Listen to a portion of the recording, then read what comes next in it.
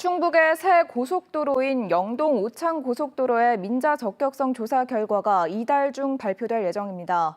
석 달 정도 미뤄졌는데 민자 건설 여부는 역설적으로 정부 부담금 규모에 따라 판가름 날 것으로 보입니다. 정재영 기자가 취재했습니다.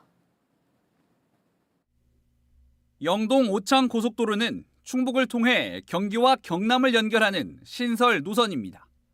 기존 중부선과 경부선을 직선에 가깝게 연결해 이동거리와 시간을 크게 단축시킬 수 있습니다.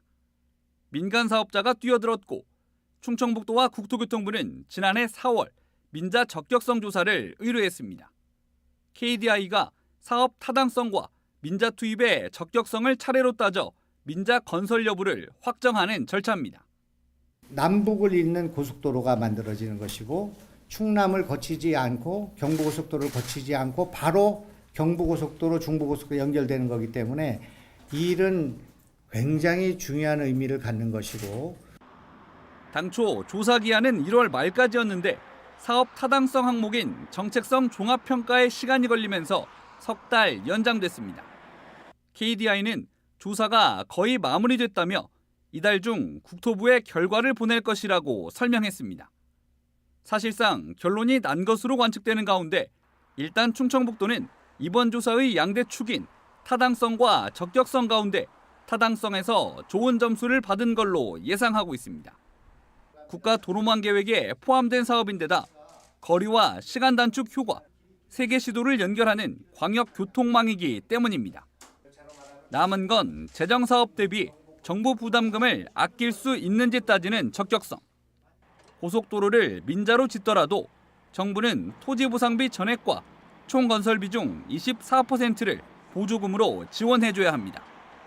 금액으로 따지면 9,200억 원 규모로 여기에 개통 이후 운영 손실에 대한 보전금도 변수입니다. 재정사업도 토지보상비 지원은 같지만 건설비의 40%를 도로공사에 지원하기 때문에 서로 다른 총 건설비 규모에 따라 정부 부담금이 적은 방식으로 결론은 달라질 수 있습니다. 타당성 검토가 마무리된 이후에 민간 투자 적격성을 판단하는 단계에서 VFM이라는 값을 도출하는데요. 그러니까 재정 사업으로 했을 때 또는 민간 사업으로 했을 때 각각의 정부 부담액을 비교해서 결과값이 정보다 큰 경우에는 민자 사업으로 추진이 타당하다라고 보는 거고. 실제 서울 세종 고속도로의 경우 적격성 분석 결과에 따라 민자에서 재정사업으로 전환되기도 했습니다. 조사 1년여 만에 코앞으로 다가온 결과 발표. 국토교통부는 최종 결과는 정치적 고려 없이 사업 방식 결정에 적용된다고 설명했습니다. MBC 뉴스 정재영입니다.